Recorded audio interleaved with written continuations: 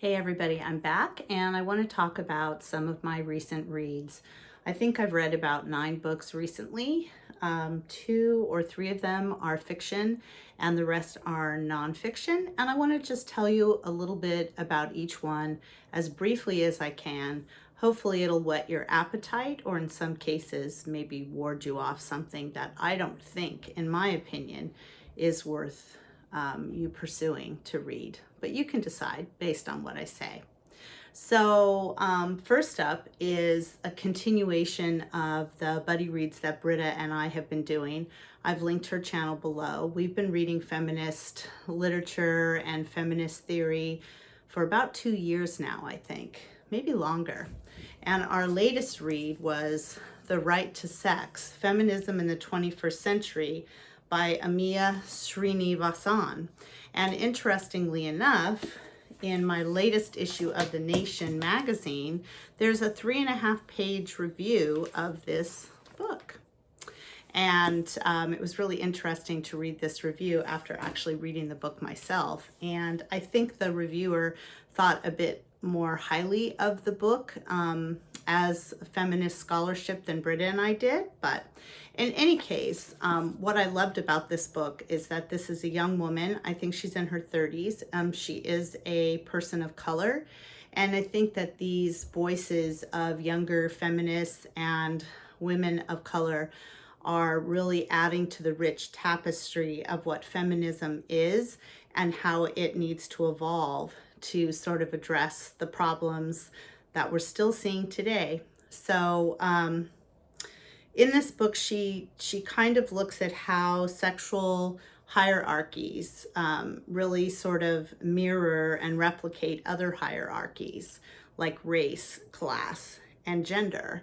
And her argument, which I think is a good one, and she poses a strong one, is that feminists must engage with this.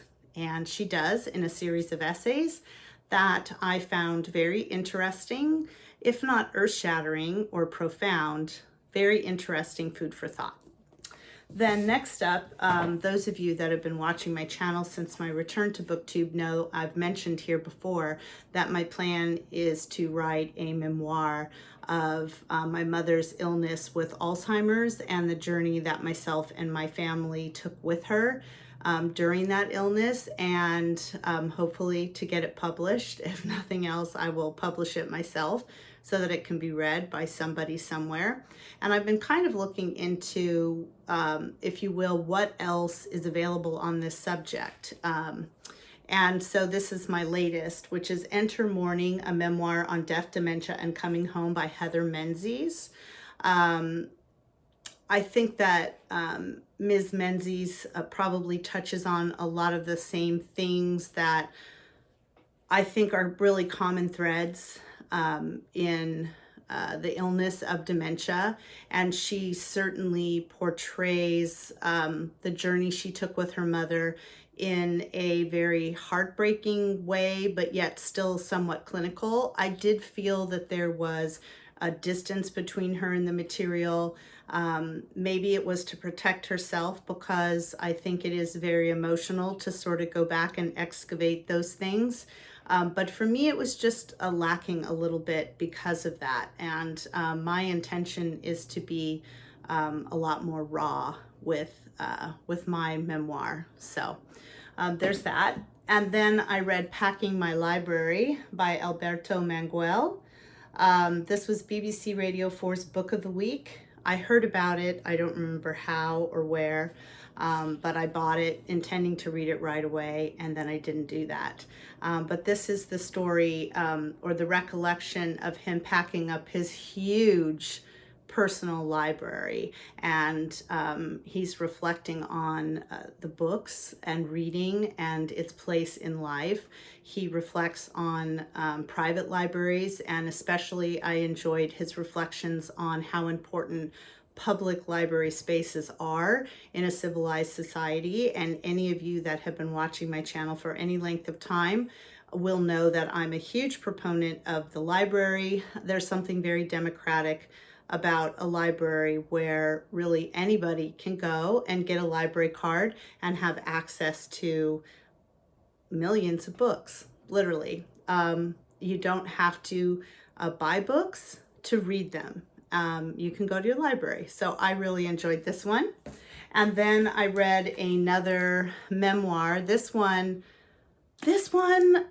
you know, this one was a hard read for me. Know My Name by Chanel Miller. Chanel was the young woman who was sexually assaulted by Brock Turner when she went to a party at Stanford University. She was blackout drunk, so she doesn't have any memories of the assault itself, thank goodness, but her body knows and remembers, and her mind has a sense of it too.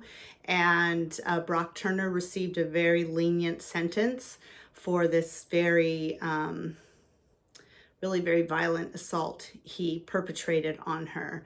And the judge in the case was ultimately recalled. And I'm proud to say that I was one of the signatures on that recall because I was living in Santa Clara County where this crime took place at the time.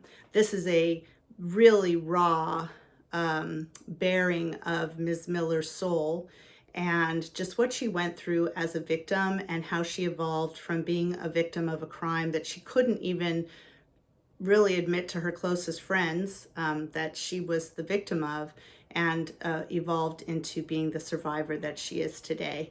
So this one I highly recommend. And then I've been continuing to read my books that are more political in nature.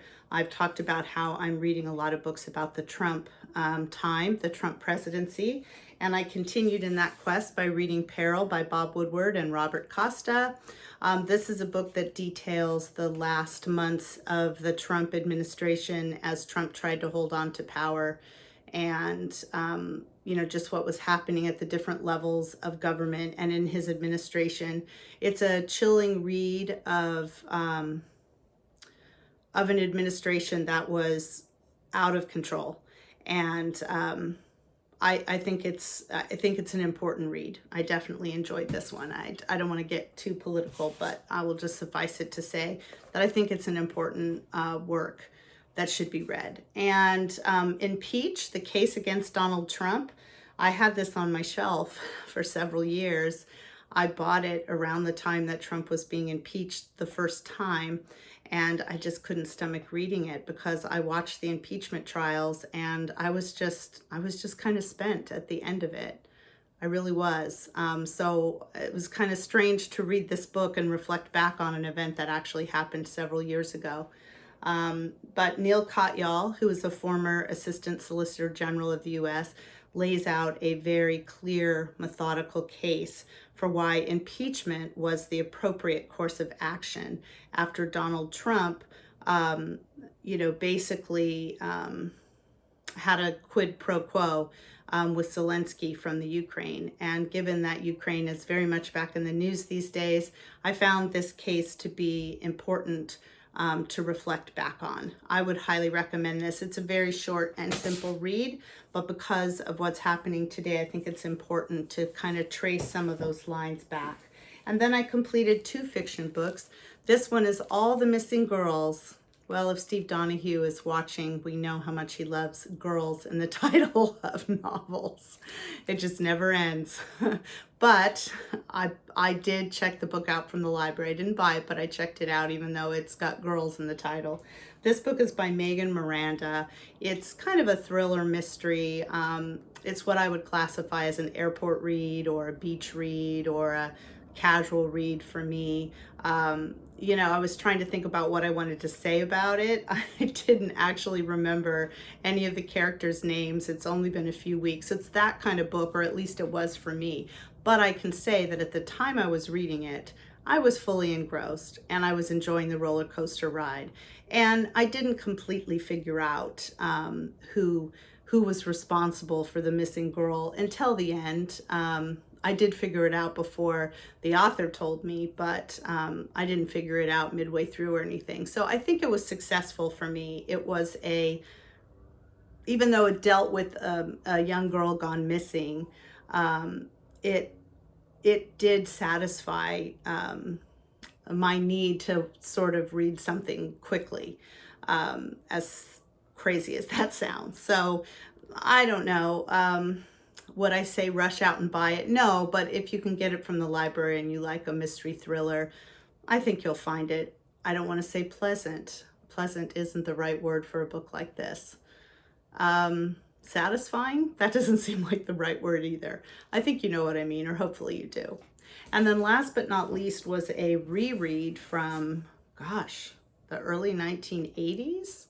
And this was Jean Auel's Clan of the Cape Bear. She has a series of books that this one starts basically like with Neanderthal man and a young girl who is born of the others, quote unquote, which are people that have evolved beyond being Neanderthals.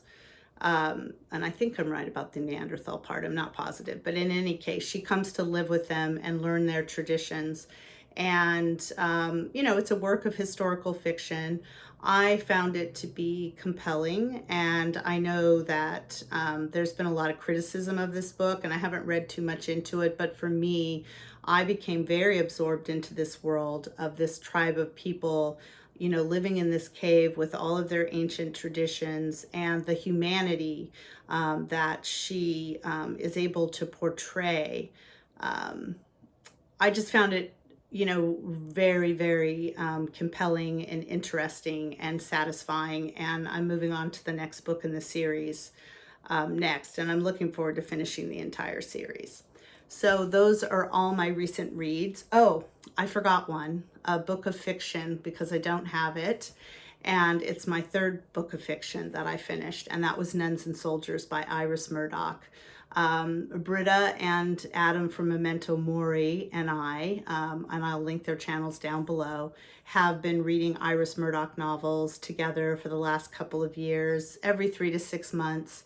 And this was our latest pick. It was disappointing for me as a Murdoch fan. It had some slivers of elements that we have enjoyed previously from Murdoch, where her characters are just incredibly narcissistic, self-absorbed people who are out damaging others and doing it in a very frivolous, devil-may-care fashion. The sort of scenes where you're not sure if what you're reading is real or if it's a fantasy. I'm thinking of something like The Sea. And this book had little slivers of elements like that, but it just didn't come together for any of us. And I found it to be a bit disappointing. I wouldn't say not to read it, but I would say if you haven't read Iris Murdoch, don't let this be the one you read because it won't give you a good feel for who she is as a writer. And I think you'll be disappointed without all those other elements that we usually find from Murdoch. This book becomes more just literary fiction, and it falls flat. It falls flat for me. So anyway, I'm almost 14 minutes in, but I had a lot of books to talk about. If you've read any of these and agree or disagree, I'd love to hear about it down in the comments. And as always, if you're reading a particularly compelling work of fiction or nonfiction that you want to share with me or tell me about, I always appreciate the recommendations, and I eventually do get around to reading them. So anyway, take care, everybody, and I will talk to you soon with more books.